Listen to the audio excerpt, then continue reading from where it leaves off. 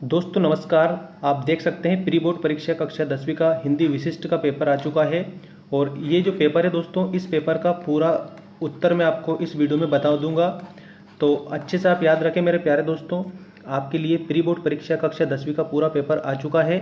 और इस पेपर के उत्तर चलिए देख लेते हैं बिना देर किए। मध्य प्रदेश प्री बोर्ड परीक्षा कक्षा 10वीं, विषय है हमारा हिंदी विशिष्ट, और सारे उत्तर मैं इस वीडियो में आपको बताऊंगा। दोस्तों देख सकते हैं आप, ये प्री बोर्ड परीक्षा कक्षा 10वीं, पूर्णांक है हमारा 100। और निर्देश जल्दी से मैं आपको निर्देश पढ़ के बता देता हूँ। सभी प्रश्न हल करना अनिवार्य है। 1 से 5 तक वस्तुनिष्ठ प्रश्न है, प्रत्येक के लिए 1 अंक है। और उसके बाद में 6 से 16 तक प्रत्येक के लिए 2-2 अंक है। उसके बाद में 17 से 19 तक 3-3 अंक है। और 26 से 27 के लिए 5-5 अंक निर्धारित है। और उसके बाद में जो छठा है ये देख लीजिए, 28 के लिए दोस्तों आपको 10 अंक निर्धारित कर दिए गए हैं। 10 अंक का है। और शब्द सीमा 200 से लेकर 250 है 28वें क्वेश्चन में। चलिए देख लेते हैं सारे क्वेश्चन के आंसर। पहला देखिए दोस्तों, पहला है निम्नलिखित कथनों के सही विकल्प चुनकर लिखिए। ये 5 कंप्लीट करें आप अच्छे से। सूरदास के पदों की जो भाषा है वो कौन सी है? तो इसमें आएगा दोस्तों ब्रज भाषा है। सूरदास के पदों की भाषा कौन सी है? तो इसके उत्तर में आपको लिखना है कि ब्रज भाषा। पहले का उत्तर आ चुका है ब्रज भाषा। दूसरा देखिए, लोक संस्कृति का जन्म हुआ है। तो जो लोक संस्कृति का जन्म हुआ है वो हुआ है गाँवों में। कहाँ पर हुआ है लोक संस्कृति का जन्म? वो गाँवों में हुआ है। और इसके बाद में अगला देखिए दोस्तों, निंदा रस के लेखक हैं। तो निंदा रस के जो लेखक है वो है हरिशंकर परसाई। ठीक है, हरिशंकर परसाई। ये आपका ऑप्शन नंबर बा में दे रखा है। ये आपका करेक्ट आंसर हो जाएगा तीसरे का। निंदा रस के लेखक हरिशंकर परसाई है। और इसके बाद में श्रृंगार रस का स्थायी भाव है। तो दोस्तों जो श्रृंगार रस है उसका स्थायी भाव क्या होता है? श्रृंगार रस का स्थायी भाव होता है रति। क्या होता है? रति श्रृंगार रस का स्थायी भाव है। दोस्तों आपको हर विषय के डेली आपको पेपर मिल जाएंगे। चैनल को जरूर सब्सक्राइब कर लेना। 2 पदों के मेल को कहते हैं। तो दोस्तों 2 पदों के मेल को, ठीक है, याद रखना, 2 पदों के जो मेल होता है दोस्तों उसको हम क्या कहते हैं? समास कहते हैं। ठीक है। और वर्णों का जो मेल होता है दोस्तों उसको हम संधि कहते हैं।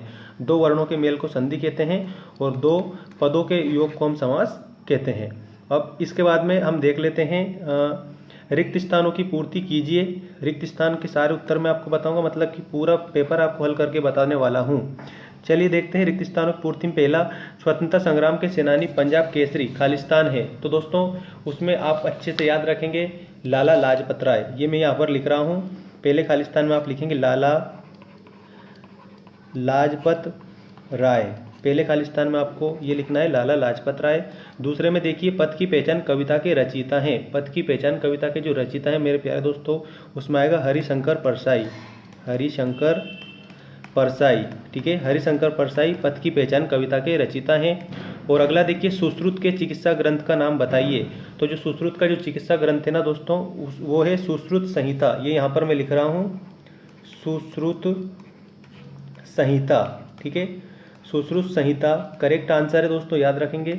अर्थ की दृष्टि से वाक्य प्रकार के होते हैं। तो दोस्तों अर्थ की दृष्टि से जो वाक्य है वो 8 प्रकार के होते हैं। कितने प्रकार के होते हैं? 8 प्रकार के होते हैं। और गीतिका के प्रत्येक चरण में मात्राएं होती है दोस्तों 26, मतलब 26 मात्राएं होती है गीतिका में। तो ये आपका रिक्त स्थान कंप्लीट हो गया है। अब रिक्त स्थान के बाद में हम देख लेते हैं सत्य असत्य। देखिए, सत्य असत्य के उत्तर भी आपको लिखना है और अच्छे से मैं सारे उत्तर बता रहा हूँ। बालक राम अवध के राजा दशरथ के पुत्र थे। तो ये बिल्कुल सत्य है। क्या है? बिल्कुल सत्य है। और अगला देखिए, स्वामी रामतीर्थ एक बार जापान गए थे। तो इसमें भी आप क्या लिखेंगे? सत्य। ठीक है, स्वामी रामतीर्थ एक बार कहाँ पर गए थे? जापान गए थे। तो ये क्या है? सत्य है। और इसके बाद में अगला देखिए, अगला है निंदक समाज में सम्मान का पात्र होता है। जो निंदक के समाज में सम्मान का पात्र होता है, इसमें आप लिखेंगे असत्य। क्या लिखेंगे? असत्य लिखेंगे। और इसके बाद में नेक्स्ट देखिए, जिसे जीता ना जा सके उसे विजयी कहते हैं। जिसे जीता ना जा सके उसे विजयी कहते हैं नहीं। तो इसमें भी असत्य आएगा। ठीक है, असत्य। और लास्ट देखिए, जहाँ लोक सीमा का उल्लंघन हो वहाँ अन्योक्ति अलंकार होता है। तो दोस्तों ये गलत है। ठीक है, तो इसमें भी हम क्या लिखेंगे? असत्य लिखेंगे।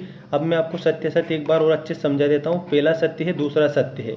ठीक है, बाकी तीसरा, चौथा और पांचवा ये तीनों गलत है दोस्तों। ठीक है, ध्यान रख लेना। तीसरा, चौथा और पांचवा क्या है? असत्य है ये। और बाकी सत्य है पहला और दूसरा। अब इसके बाद में हम देखेंगे सही जोड़ी बनाइए और सही जोड़ी का उत्तर। हाँ, पहला देखिए, मातृभूमि का मान। तो दोस्तों मातृभूमि का मान, इनके आगे आपको लिखना है हरिकृष्ण प्रेमी। क्या लिखना है? हरिकृष्ण प्रेमी। मातृभूमि का मान, बेटियां पावन दुआएं हैं तो अजहर हाशमी, अजहर हाशमी इसका करेक्ट आंसर होगा दोस्तों ये वाला। चिर सजग आंखें उनींदी, ये महादेवी वर्मा। दोस्तों आप इसमें लिखेंगे महादेवी वर्मा। नाटक में दोस्तों, नाटक में अनेक अंक होते हैं। नाटक में क्या होता है? अनेक अंक। तो आप इसको इस तरह से हल करेंगे। और महाकाव्य, तो महाकाव्य में दोस्तों संपूर्ण जीवन का चित्रण होता है। ठीक है, महाकाव्य में क्या होता है? संपूर्ण जीवन का चित्रण।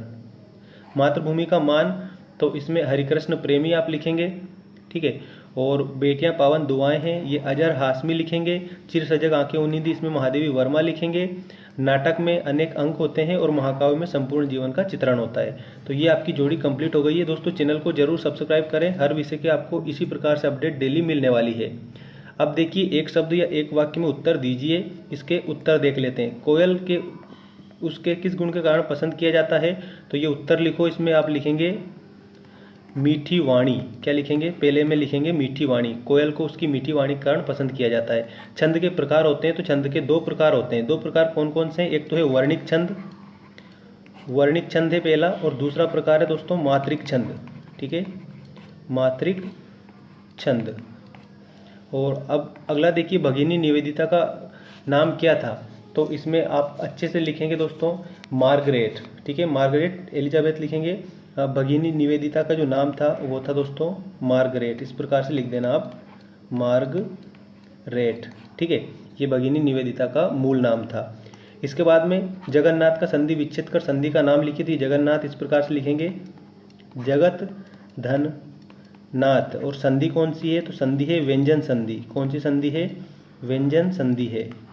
ठीक है, व्यंजन संधि इसमें करेक्ट आंसर होगा। अब इसमें पांचवा देखिए, किन्हीं दो महाकाव्यों के नाम। तो दोस्तों दो महाकाव्यों के नाम पूछा है। तो एक तो है रामचरितमानस, रामचरितमानस, और एक आप लिखेंगे दोस्तों कामायनी। ठीक है, कामायनी। ये दो महाकाव्यों के नाम आपके हो गए हैं। अब पांचों क्वेश्चन के आंसर में फटाफट बता देते। कोयल को उसके मीठी वाणी कारण पसंद किया जाता है। छंद के दो प्रकार है, वर्णिक और मात्रिक। भगिनी निवेदिता का मूल नाम मार्गरेट था। जगन्नाथ का संधि विच्छेद जगत धन नाथ, और इसमें व्यंजन संधि होगी। किन्हीं दो महाकाव्यों के नाम, तो किन्हीं दो महाकाव्यों के नाम में एक तो है रामचरितमानस और दूसरा है कामायनी। ठीक है, अब हमारे प्रश्न आ चुके हैं दोस्तों, और ये देख सकते हैं। पहला प्रश्न देखिए, कुब्जा कौन थी, उसका उद्धार कैसे हुआ? और तुलसीदास जी के मन मंदिर में सदा कौन निवास करता है? तो तुलसीदास जी के मन मंदिर में सदा भगवान राम निवास करते हैं। कुब्जा एक कुरूप स्त्री थी और भगवान की शरण में जाने से उसका उद्धार हुआ था। अगला देखिए, कृष्ण के कुंडलों की आकृति कैसी है और किसके अंग पुलकित हो रहे हैं? अगला है, हिमालय की झीलों में कवि नागार्जुन ने किसको तैरते हुए देखा है? तो हंसों को तैरते हुए देखा है। व्यक्ति सम्मान के योग्य कब बन जाता है? तो जब वो परोपकार करता है तब व्यक्ति सम्मान के योग्य बन जाता है। और इसके बाद में अगला क्वेश्चन देखिए। अगला क्वेश्चन आपका इस प्रकार है, मोम के बंधन सजीले से कविता का क्या आशय है और आसमान में किस तरह के बादल उड़ रहे हैं? 10वां क्वेश्चन देखिए, कवि के अनुसार व्यक्ति को किस रास्ते पर चलना चाहिए? तितलियों के रंग से कवि का क्या आशय है? गांधी जी द्वारा स्थापित आश्रम का नाम क्या है? तो आपको गांधी जी द्वारा स्थापित आश्रम का नाम बताना है। अथवा दे रखा है, इसका मतलब ये है कि दो में से आपको एक करना है। ठीक है, तेजस्वी पुरुष लाला लाजपत राय के चरित्र की दो विशेषताएं बताइए। इसके पहले वीडियो अपलोड करा था, उसमें भी मैंने समझाया था आपको। ठीक है, प्ले लिस्ट बना रखी, देख लेना। तेजस्वी पुरुष लाला लाजपत राय के चरित्र की दो विशेषता, एक तो देशभक्ति। ठीक है, देशभक्ति या देश प्रेम कह सकते हैं। और उसके बाद में समूह की भावना, सहयोग द्वारा। ठीक है, ये दो इनकी विशेषताएं हो गई। और 12वां प्रश्न है, भारतीय साहित्य का एक बड़ा भाग किस चरित्र से अनुप्रमाणित है और मनुष्य पशु से किस प्रकार भिन्न है? महाराणा लाखा वीर सिंह के किस गुण से प्रभावित हुए? गाड़ी पर किसान के वेश में कौन था? खंडकाव्य और महाकाव्य में अंतर बताइए और प्रबंध काव्य की दो विशेषताएं लिखिए। दीपक से मानव जीवन की तुलना किस रूप में की गई है? कवि ने बेटियों को गौरव गाथाएं क्यों कहा है? इन सभी क्वेश्चनों के आंसर आपको हल करना है। और अगला देखिए, वाक्यों को निर्देशानुसार परिवर्तित करना है। वे परीक्षा में उत्तीर्ण हो गया, प्रश्नवाचक बनाना है। तो इसके आगे आप सिर्फ क्या लगा देंगे, क्या वे परीक्षा में उत्तीर्ण हो गया, और आखिरी में यहाँ पर क्या लगा देंगे, क्वेश्चन मार्क लगा देंगे। और आज्ञावाचक वाक्य, तुम देश की सेवा करते हो, तो आज्ञावाचक वाक्य में बदलना है तुम देश की सेवा करो, सेवा करो, ये आज्ञावाचक वाक्य में आपका बदला जाएगा। और इसके बाद में वाक्यों को शुद्ध करके लिखना है। प्रत्येक छात्र स्कूल जाते हैं, ठीक है, प्रत्येक छात्र स्कूल जाते हैं, इसको शुद्ध करके आपको लिखना है। और उसके बाद में मोहन चक्की पर आटा पिसवाने गया, तो इसमें मोहन चक्की पर गेहूं पिसवाने गया, आटे की जगह आप क्या लिख देंगे, गेहूं लिख देंगे, ठीक है। इसके बाद में सुश्रुत संहिता का संक्षिप्त परिचय दीजिए। सुश्रुत संहिता का आपको क्या देना है, संक्षिप्त परिचय देना है। इसके अथवा में यक्ष के संसार के सबसे बड़े आश्चर्य संबंधी प्रश्न पर युधिष्ठिर ने क्या कहा, ये बताना है। 18वां प्रश्न में आपको ये करना है संधि विच्छेद, सदाचार, जगदीश और विद्यालय और संधि का नाम लिखना है। इसके बाद में निम्नलिखित शब्दों का समास विग्रह कर समास का नाम लिखना है। भाई बहन, रसोई घर और दशानन, तो भाई और बहन, ठीक है, भाई बहन। तो दोस्तों ये मैं बता देता हूँ, इसके अथवा वाला उत्तर भाई और बहन, ठीक है। ये जो योजक चिन्ह है इसकी जगह आप और लिख देंगे और बाकी वैसा का वैसा ही लिख देंगे, भाई और बहन। और इसमें समास कौन सा है दोस्तों, तो इसमें है दोस्तों द्वंद्व समास। कौन सा समास है, द्वंद्व समास है। और उसके बाद में रसोई घर, इसमें आएगा रसोई के लिए घर, किसके लिए घर, रसोई घर, रसोई के लिए घर, तो इसमें आप लिखेंगे दोस्तों तत्पुरुष समास, ठीक है। और इसके बाद में दशानन, 10 है आनंद जिसके, दशानन, इसमें बहुब्रीहि समास, ठीक है। और अगला देखिए दोस्तों, वक्रोक्ति अलंकार की परिभाषा उदाहरण सहित दीजिए, वीर रस की परिभाषा उदाहरण सहित दीजिए, ठीक है। तो वीर रस की परिभाषा आपको उदाहरण सहित देना है। अगला देखिए, अच्छा वीर रस की परिभाषा में आपको बता देता हूँ। विभाव, अनुभव और संचारी भाव का वीर नामक जो रस से अगर संयोग होता है तो वहाँ पर क्या होता है, वीर रस होता है, ठीक है। तो इसमें वीर रस आप अच्छे से लिखेंगे। इसके बाद में अगला देखिए, और छायावादी काव्य की विशेषताएं लिखिए एवं आवश्यकताएं भी बताइए। इसके अथवा में प्रगतिवादी काव्य की विशेषताएं लिखनी है।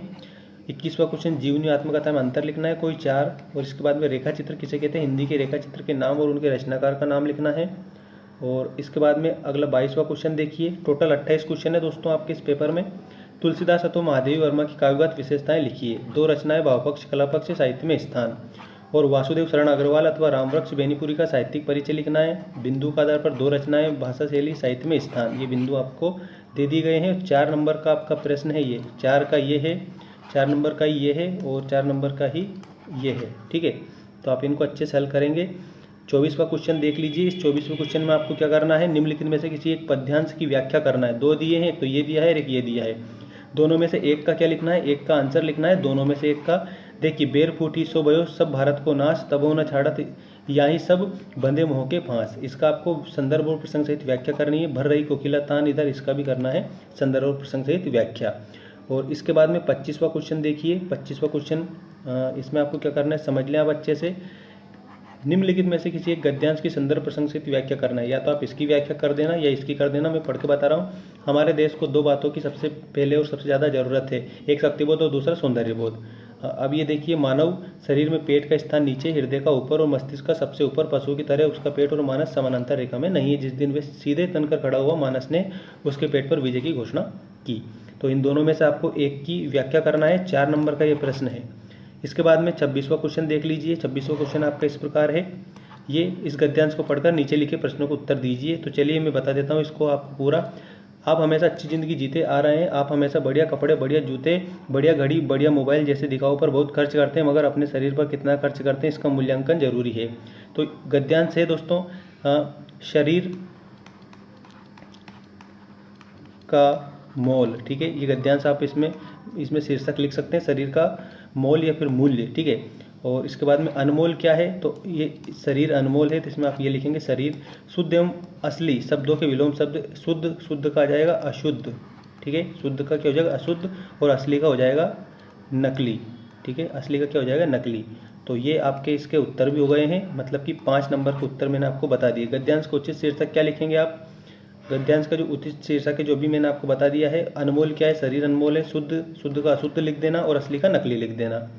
अब देखिए अपने 27वां क्वेश्चन देखिए। अपने मित्र को अपने बड़े भाई के विवाह में सम्मिलित होने के लिए आमंत्रित करते हुए पत्र लिखना है। 5 नंबर का है दोस्तों ये।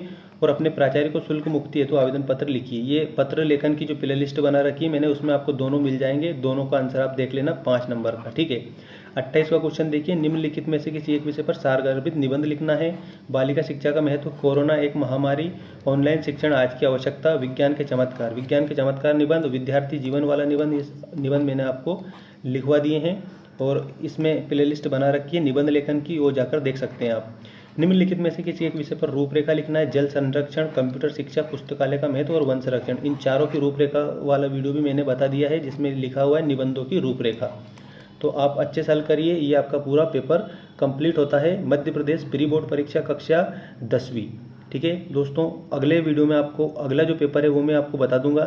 ठीक है, अगले आपको ध्यान रखना। और ये आज का हमारा पेपर कंप्लीट हो चुका है और सारे उत्तर भी मैंने आपको बताया, जितने मोस्ट इम्पोर्टेंट क्वेश्चन मैंने इसमें इंक्लूड करे हैं, उन सारे क्वेश्चनों को आपको बताने का पूरा प्रयास किया। जितने मेरे को इसमें आंसर याद थे क्वेश्चनों के, वो सारे बता दिए। और ऑब्जेक्टिव टाइप तो सारे मोस्ट इम्पोर्टेंट क्वेश्चनों के आंसर हो ही गए हैं और ये पेपर आपका कंप्लीट हो चुका है। ठीक है, मिलते हैं नेक्स्ट वीडियो में। चैनल को सब्सक्राइब कर लेना।